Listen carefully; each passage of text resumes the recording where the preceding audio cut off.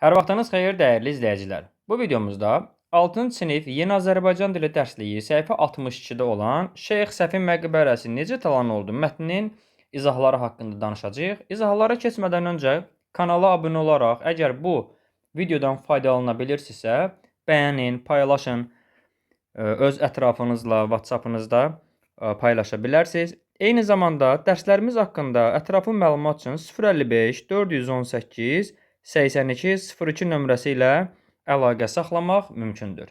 Gəlin vaxt itirmədən keçək sualların izahına.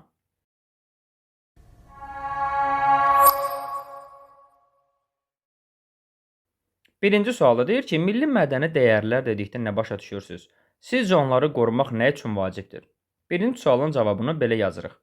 Milli mədəni dəyərlər bir millətin tarix boyu yaratdığı, qoruyub saxladığı və gələcək nəsillərə ötürdüyü mənəvi, əxlaqi, ənənəvi və mədəni elementlərdir. Onlar milli kimliyi formalaşdırır və cəmiyyətin birliyini təmin edir. Bu dəyərlərə dil, ədəbiyyat, incəsənət, mədəniyyət, ənənələr, adət-ənənələr, din, milli mənəvi dəyərlər daxildir. Sonra biz onu nə üçün qorumalıyıq? Milli mədəni dəyərlərimiz bizim keçmişimiz və tariximiz deməkdir. Milli mədəni dəyərləri, tariximizi, mədəniyyətimizi, dilimizi qorumaq əsas məsələlərdən biridir. Bu formada ilk sualımızı cavablandıracağıq. İkinci sualda deyir ki, B bəndində Səfəvilər dövləti və Şah İsmayıl haqqında bildiklərinizi danışın. Biz burada nə biliriksə, hansı məlumatdan xəbərimiz varsa qısa olaraq yaza bilərik. Bu formada Səfəvilər dövləti Şah İsmayıl tərəfindən qurulmuşdur və 1501-ci ildə Təbrizdə özünü şah elan etməklə dövlətə əsas qoymuşdur. Şah İsmayıl həmçinin Xətai təxəllüsü ilə tanınan məşhur Azərbaycan şairi və klassik Azərbaycan poeziyasının nümayəndəsidir. Onun yaratdığı dövlət Azərbaycandan İran, İraq, Şərqi Anadolu və digər əraziləri vahid dövlətdə birləşdirdi və 1736-cı ilə qədər mövcud oldu. Bu formada biz B variantı tapşırığını cavablandıra bilərik. Şeyx Səfi məqbərəsi mətnini oxuyuruq. Bir də oxuyub vaxt aparmıram. C variant tapşırığına gəlirik. Mətnin 3-cü, 4-cü abzaslarındakı məlumatlardan istifadə edərək Şah İsmayılın doğum və ölüm illərini müəyyənləşdirin. Bunun cavabı bu formada yazılacaq. 3-cü abzasda deyilir ki, 1501-ci ildə hakimiyyət başına gələndə Şah İsmayılın 14 yaşı olub. 1501, 14-ü çıxırıq buradan, yerdə qalır 1487. Yəni, 1487-ci ildə anadan olub. Sonra 4-cü abzasda isə öyrənirik ki, o 23 il, yəni ömrünün sonuna da hakimiyyət başında olub. Yəni, biz burada 1501 ilə hakimiyyətə nə vaxt gəldi? 1501. 1501-in üstünə 23 gəlirik, bu da eləyir 1524. Deməli, o 1524-cü ildə vəfat eləyib. Bu formada C bəndinin tapşırığını həll edirik. C bəndinə keçirik. Sizcə, nə üçün Şah İsmayıl xarici qonaqları Şeyx Səfi kitabxanasında qəbul edirdi? Belə cavab yaza bilərik. Hökmdar sərkərdə olmaqla yanaşı Şah İsmayıl böyük şair, elmə, təhsilə, mədəniyyətə yüksək dəyər verən şəxs idi. Kitabxanaya xüsusi diqqət yetirir, onu daim yeni əlyazmalarla zənginləşdirirdi. Xalqını və ölkəsini məhz belə tanıtmaq istədiyindən o, xarici qonaqları kitabxanada qəbul edirdi. D bəndi tapşırığına keçirik. Mətndəki məlumatlara əsaslanaraq Şah 1-ci Təhmasibin hakimiyyət illərinin verildiyi variantı seçin və seçiminizi əsaslandırın. Mən qısa olaraq qeyd edeyim ki, biz az əvvəl qeyd elədik ki, Şah 1-ci İsmayıl ömrünün sonuna dək, yəni neçənci ilədək hakimiyyətdə olub? 1524-cü ilədək, düzdürmü? Sonra Şah İsmayıldan sonra hakimiyyətə Şah Təhmasib gəlib. Bu da mətndə qeyd olunan hissədir. Deməli, Şah İsmayıl öləndən sonra Təhmasib gəlir. O da 1524-cü ildə gəlmiş hesab olunur. Ona görə cavab B variantıdır. Siz B variantını qaralayın. Lap ətraflı cavab yazmaq üçün də bu formada yaza bilərsiniz. C bəndi tapşırığında Şah 1-ci İsmayılın 1524-də vəfat etdiyini müəyyən etdik. İsmayıldan sonra hakimiyyətə Şah 1-ci Təhmasib gəlib. Deməli, 1524 götürülməlidir. Digər bəndlərdə isə hakimiyyətə gəlmə birində 1522 verilib, birində 1540 verilib ki, bu da uyğun deyil. Mətnin birinci hissəsində əldə etdiyiniz 3 əsas məlumatı sadalayın. Y bəndi tapşırığı. 3 əsas məlumat bu formada cavablandıraq. Birinci məlumat. Şeyx Səfinin vəfatından sonra Ərdəbil şəhərində onun məzarı üzərində tikilmiş türbənin ətrafında böyük bir mədəni mərkəz yarandı. İkinci məlumat. Şah İsmayıl öz hakimiyyəti dövründə Şeyx Səfinin yaratdığı kitabxana üçün xüsusi bina tikdirdi, kitabxananı zənginləşdirdi. Üçüncü məlumat. Şah İsmayılın oğlu Şah 1-ci Təhmasib incəsənət tarixində Şeyx Səfi xalçası adı ilə məşhur olan iki böyük xalça toxutdurdu. Bu da 3 məlumat və sırayla sadalandı. İkinci tapşırığın A bəndinə baxırıq. Mətnin adından və oxuduğunuz hissənin məzmunundan çıxış edərək sonrakı hissələrdə nədən danışılacağını təxmin edin. Mətnin davamını oxuyaraq təxminlərinizi müqayisə edin. Biz təxmin eləməli, yəni mən davamını oxumadan sadəcə təxmini yazıram. 2-nin A bəndi. Azərbaycanda Şeyx Səfi adı ilə tanınan bu ecazkar sənətkarlıq nümunəsi Londondakı Victoria və Albert Muzeyində Ərdəbil xalçası kimi nümayiş etdirilib. Yəni xalça haqqında yazırıq. Şeyx Səfi adını bu xalıya Azərbaycan xalça elminin banisi Lətif Kərimov verib. O, bunu 1-ci Təhmasibin sifarişi ilə Təbrizdə 1539-cu ildə toxunan xalının Səfəviyyə təriqətinin başçısı Şeyx Səfiyyəddin İsaqın Ərdəbildəki məscid türbəsində vəqf edilməsi ilə əlaqələndirib. Uzun müddət Şeyx Səfi kompleksini bəzəyən xalı mədəni irsə biganəlik yüzündən 1893-cü ildə Londonda auksiyona çıxarılmış və burada ingilislərin iyanəsi hesabına 25.000 funt sterlinqə Victoria və Albert Muzeyi üçün alınıb. Bu formada biz təxmin eləyə bilərik. Mən xalça haqqında məsələn təxmin eləyib yazmaq istədim. Siz məsələn daha doğrusu kitabxana haqqında, xalça haqqında yazmaq olar, kitabxana haqqında yazmaq olar ətraflı olaraq. Mən birinə aid nümunə yazdım. Daha sonra bu hissəni, yəni mətnin davamını oxuyuruq. Və gəlirik söz ehtiyatına, B bəndi tapşırığına. Deməli, mətnin ikinci hissəsində fərqləndirilmiş tutan sözü hansı mənada işlənmişdir? Tutmaq sözünün aşağıdakı atalar sözlərində daşıdığı mənaları müəyyənləşdirin. 1. Tutulmayan oğru, xandan bəydən doğru. Bir əldə iki qarpız tutmaq olmaz, çox hürən it tutmaz, atlı ilə piyadanın yoldaşlığı tutmaz. Biz B bəndi tapşırığını sırayla belə yazırıq. Tutmaq sözü mətndə işğal etmək, zorla bir yeri almaq mənasında işlənmişdir. Tapşırıqda verilən atalar sözlərində isə bu söz aşağıdakı mənalarda işlənmişdir. Birinci cümlə. Tutulmayan oğru, həbs etmək, ələ keçirmək, yaxalamaq deməkdir. Bir əldə iki qarpız tutmaq olmaz. İkinci cümlə, nəyi isə əlində saxlamaq. Üçüncü cümlə, çox hürən it tutmaz. Çox hürən it tutmaq. İtin tutmağı burada qapmaq, dişləmək mənasındadır. Dördüncü cümlədə deyir, atlı ilə piyada yoldaşlığı tutmaz, yəni məcazi mənada uyğun gəlməz, alınmaz deməkdir.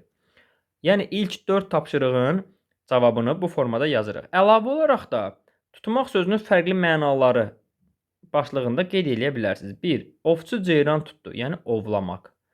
Uşaq bağçada qrip tutdu, yəni yoluxdu, xəstələndi. 3. Əkdiyim şitirlərin hamısı tutdu, yəni göyərdi, bitdi. Bu formada tam ətraflı şəkildə B bəndinin tapşırıqlarını yazmaq olar. Düşün və cavab ver rubrikası C variantı. Aşağıdakı parça mətndəki hansı fikri təsdiqləyir? 1637-ci ildə Azərbaycana gəlmiş Alman alimi və diplomatı Adam Oliari Ərdəbildə Şeyx Səfi kitabxanası ilə tanış olmuş və xatirələrində yazmışdı.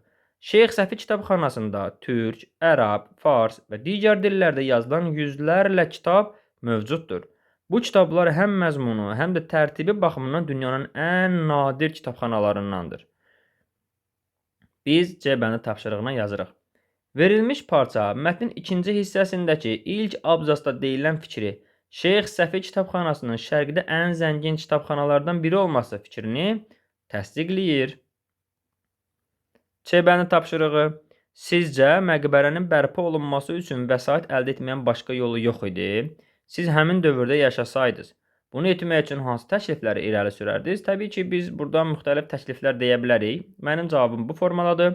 İnsanlardan iyanə toplamaq, zəngin Ərdəbillilərdən kömək istəməklə bu vəsaiti əldə etmək olardı. D bəndi tapşırığına keçirik. Şeyx Səfi məqbərəsi necə talan oldu? Mətndəki kitabxana ilə bağlı hissələri seçərək aşağıdakı verilmiş plan əsasında müstəqil mətn şəklində nəql edin. Mənim mətnim bu formadadır. Öz qeydlərinizi götürə bilərsiniz. D bəndi tapşırığı. 1334-cü ildə dünyasını dəyişən Şeyx Səfi doğma Ərdəbil şəhərində dəfn olundu. Onun məzarının üstündə tikilən abidələrdən biri də Şeyx Səfi kitabxanası oldu. Şah 1-ci İsmailin 23 illik hakimiyyəti dövründə kitabxana nadir əlyazmalar hesabına zənginləşdi.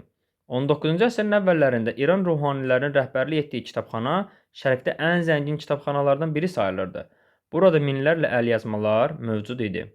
1828-ci ildə ruslar kitabxananı ələ keçirmək istəyir və bu istəklərinə tamahkar İran din xadimlərinin hesabına nail olurlar. Nəticədə nadir əlyazmalar Rusiyaya, oradan da dünyanın bir çox muzey və kitabxanalarına səpələndi. Bu formada öz cavabımızı qeyd eləyə bilərik. Y-bənin tapşırığına baxırıq. Şeyx Səfi məqbərəsi necə talan oldu? Mətnindən Şeyx Səfi xalçası ilə bağlı məlumatları seçərək yuxarıdakı nümunə əsasında qruplaşdırın. Yəni, bu dəfə biz xalça ilə bağlı məlumatları eyni burada kimi 1, 2, 3, 4 olan, yəni giriş hissə, əsas hissə, nəticə hissə formasında yazmalıyıq, sıralamalıyıq və biz bu formada cavabımızı yaza bilərik. 1. Giriş. Şeyx Səfi məqbərəsinin yaranması. 2. Şeyx Səfi xalçalarının toxunması. 3. Xalçaların küncündəki yazı. 4. Zəlzələnin Şeyx Səfi məqbərəsinə təsiri. 5. Şeyx Səfi xalçalarının satışa çıxarılması. 6. Tam və yarımçıq xalça. 7. Xalçaların aqibəti. 8. Viktoriya və Albert Muzeyinin nadir eksponatı. 9. Mətnin əsas ideyası, müəllifin oxucuya çatdırmaq istədiyi fikir. Bu formada öz cavabımızı Y bəndi ilə bağlı yaza bilərik. 3A tapşırığına keçirik. İtataram, yada satmaram mətninin ilk abzasını oxuyun. Bu hissədə təsvir olunanları təsəvvürünüzə canlandırın. Burada diqqət et rubrikası var. Bədii əsərdə müəllif hər hansı varlıq, hadisə haqqında oxucuda dolğun təəssürat yaratmaq üçün bəzən təsvirlərdən istifadə edir. Peyzaj, bədii portret təsvir üzərində qurulan mətnlərdir. Bədii təsvir vasitəsilə obrazın yalnız zahiri görünüşü deyil, həm də onun daxili aləmi, ruhi vəziyyəti əks etdirilir. Söz boğçasına da diqqət elədikdən sonra keçirik B bəndi tapşırığına. Hadisə nə vaxt və harada baş verir? Hadisə sərin bir payız günü səhər tezdən şəhərə gedən yolda baş verir. Bu formada cavablandırırıq. C bəndi. Mətnindən qeydlər götürün və açar sözlərin sırasını davam etdirin. Səhər, alaqaranlıq, həftə bazarı, palçıqlı yol, inək, qoyun quzu. Biz C bəndinə yazırıq.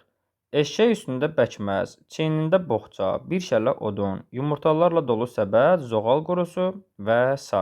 Bu formada cavablandırırıq. C bəndi. Qeydlərinizə əsasən sübut edin ki, bazara gedənlər ehtiyac içində olan insanlardır. Biz yazırıq. Səhərin gözü açılmamış, isti yataqdan qalxıb, narahat yolla piyada şəhərə getmələri artıq bu adamların kasıb olduqlarını, ehtiyac içində yaşadıqlarını göstərir. Adamlar sağmal inəyini, qoyun quzusunu qabağına qatıb satmağa aparır. Arabaları ya da heç olmasa yük heyvanları olmayan bu adamlar ağır yükü çiynində, qoltuğunda aparmağa məcburdurlar. Hətta onlardan biri bu uzun narahat yolu dalında bir şələ odunla gedir. Cavan bir gəlin isə özü uşaqları yeməyib yığdığı yumurtaları satmaq məcburiyyətindədir. Bütün bunlar həmin insanların ehtiyac içində yaşadığını sübut edir. Bu formada cavablandırırıq. D bəndi.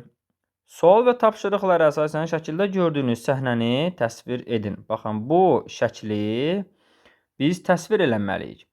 Hadisə harada baş verir? Hansı obrazın geyimi, qəribəliyi ilə diqqəti cəlb eləyir? Həmin obraz haqqında nə deyə bilərsiniz?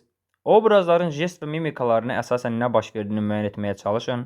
Əcnəbi ilə qadın arasında dialoqu təxmin edin. Əcnəbinin yanındakı tacirin jestlərinə əsasən onun haqqında fikir söyləyin. Biraz çətin tapşırıqdır. Ona görə bu formada kömək eləyək. Hadisə bazarda baş verir. Şəklin ön hissəsində təsvir edilən obraz geyimi ilə başqalarından fərqlənir. Onun yerli adam olmadığını, əcnəbi olduğunu təxmin etmək mümkündür. Əcnəbi əlində lupa tutaraq xalçaya diqqətlə baxır. Qaşlarını yuxarı qaldırması, ağzının açıq qalması onun xalçaya heyran olduğunu göstərir. Hiss olunur ki, o bu xalçanı almaq istəyir. Xalçanı əlində tutan qadın isə görünür, onun sahibidir. Amma deyəsən, xalçasını bu adama satmaq istəmir. Qaşlarını çatması isə əli ilə rədd işarəsi göstərməsi bunu sübut edir. Əcnəbinin yanındakı adam qadına nə isə deyir. Görünür, o da tacirdir və əcnəbiyə xalçanı almaqda kömək edir. Xalçanı əcnəbiyə satması üçün qadını razı salmağa çalışır. Bazardakı digər adamlar baş verənləri maraqla izləyirlər. Şəkildə təsvir olunanlar və mətnin adı əcnəbi ilə qadın arasında belə bir dialoqun baş verdiyini söyləməyə imkan verir. Əcnəbi: Bax, sənə çox yaxşı qiymət təklif edirəm. İnad etmə, xalçanı mənə sat. Qadın: Yox, satmıram. Əcnəbi: Axı niyə? Xalçaya bu qədər pulu heç kəs verməyəcək. Əvvəl-axır onu mən alacağam. Qadın: Ala bilməyəcəksən. İtə ataram ya da satmaram. Bu formada tapşırığı cavablandırmaq olar. Növbəti hissədən dinləmə mətni gəlir. Dinləmə mətnini ayrıca bir video kimi paylaşacağam. Hələ ki, bura qədər izah kifayət eləyər. Kanala abunə olaraq videolarımızı bəyənib paylaşmağı unutmayın. Videoların davamı üçün də rəydə yazın, paylaşın videolarımızı. Sağ olun, növbəti izahlarda, videolarda görüşərik.